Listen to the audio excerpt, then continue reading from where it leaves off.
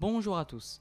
Ça y est, le tant attendu trailer de la deuxième saison de The Mandalorian est sorti hier soir.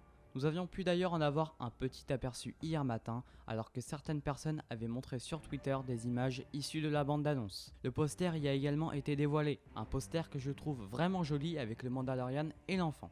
Nous allons maintenant analyser le trailer, un trailer qui nous en montre peu mais qui donne vraiment envie. On peut voir que par rapport à la première saison, il y a beaucoup plus de choses et l'ambiance est vraiment très différente. Bref, c'est parti, on commence.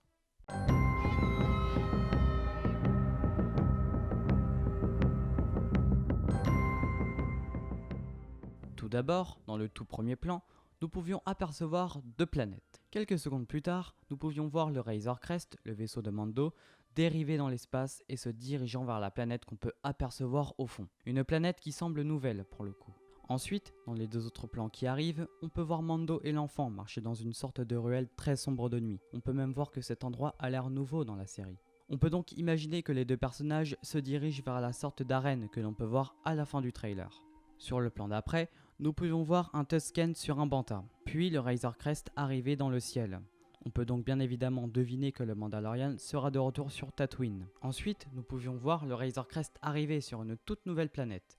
Une planète de neige et de glace visiblement. Sur le plan qui arrive juste après, nous voyons le Mandalorian sur une toute nouvelle planète. Il se trouve visiblement sur un port avec des aliens autour de lui. On peut donc d'ailleurs se dire que cette planète est la planète aperçue au début du trailer, lorsque le Razor Crest dérive dans l'espace. Sur le plan d'après, on peut voir un mystérieux personnage visiblement interprété par Sasha Banks. Ce personnage regarde Mando et l'enfant. On peut donc supposer que ce personnage aurait un lien avec l'enfant et que peut-être ce personnage est un Jedi. Ce qui expliquerait pourquoi Mando se rendrait sur cette planète pour trouver une personne qui pourrait potentiellement prendre l'enfant pour le former à la force. D'ailleurs, dans cette petite scène, nous pouvions entendre en fond le bruit du Darksaber.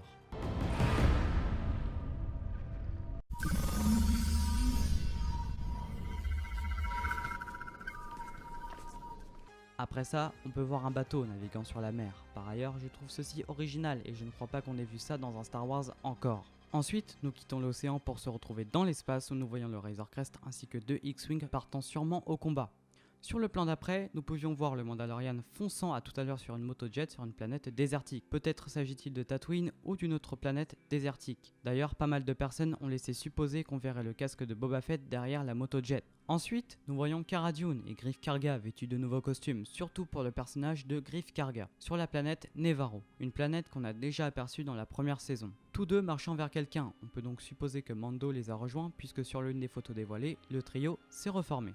Toujours sur la planète Nevarro, on peut donc voir trois chasseurs TIE de l'Empire qui s'apprêtent tous à décoller pour une potentielle bataille, ce qui serait sans doute en lien avec les X-Wing aperçus tout à l'heure dans le trailer. Ensuite, nous voyons trois Stormtroopers courant dans les couloirs de ce qui semble être un destroyer. On peut donc supposer que le trio Cara, Greef et Mando se sont infiltrés dans le destroyer pour potentiellement chercher quelque chose. S'agit-il de l'enfant qui s'est fait enlever par l'Empire ou est-ce autre chose? Nous verrons bien. Après cela, nous voyons 4 Scout Troopers à la poursuite de quelque chose. Peut-être s'agit-il du Mandalorian, que nous voyons d'ailleurs juste après allumer son jetpack, que je trouve d'ailleurs très stylé. On peut donc supposer qu'il se trouve au même endroit que les 4 Scout Troopers, sûrement là aussi sur une nouvelle planète. Le plan d'après nous montre le Mandalorian tuer quelqu'un, qui l'a accroché à un lampadaire. Le décor ressemble fortement aux deux petits plans que nous avions vus auparavant dans le trailer. Et d'ailleurs, je tiens à préciser que nous pouvions voir un graffiti C3PO. Ensuite, nous pouvions voir le Razor Crest en feu tomber dans l'atmosphère d'une planète. On peut donc encore supposer lors d'une bataille que le vaisseau s'est pris plusieurs tirs de TIE Fighter, ou peut-être d'autres vaisseaux. Et enfin, dans cette dernière séquence du trailer, nous pouvions apercevoir le Mandalorian rentrer dans une salle avec un ring et plusieurs créatures regarder des Gamoréens qui se battent entre eux, que l'on a notamment pu apercevoir dans l'épisode 6 de Star Wars sur Tatooine au palais de Jabba. Là ici, on peut donc lier cette scène avec ce que l'on a vu au début du trailer, lorsque Mando et l'enfant marchent dans cette ruelle sombre. A noter qu'à la fin du trailer, un des aliens va évoquer une phrase « Donc ce qu'on raconte est vrai ». On peut donc se dire que le Mandalorian va raconter ce que l'enfant a fait en utilisant la force, ce qui expliquerait pourquoi il a cette réaction. Mando va ensuite se faire arrêter par 3 personnes, on peut donc supposer qu'il était recherché, l'enfant va ensuite se cacher et le Mandalorian va comme à son habitude protéger l'enfant et tuer les 3 gardes, dont on ne connaît pas la race.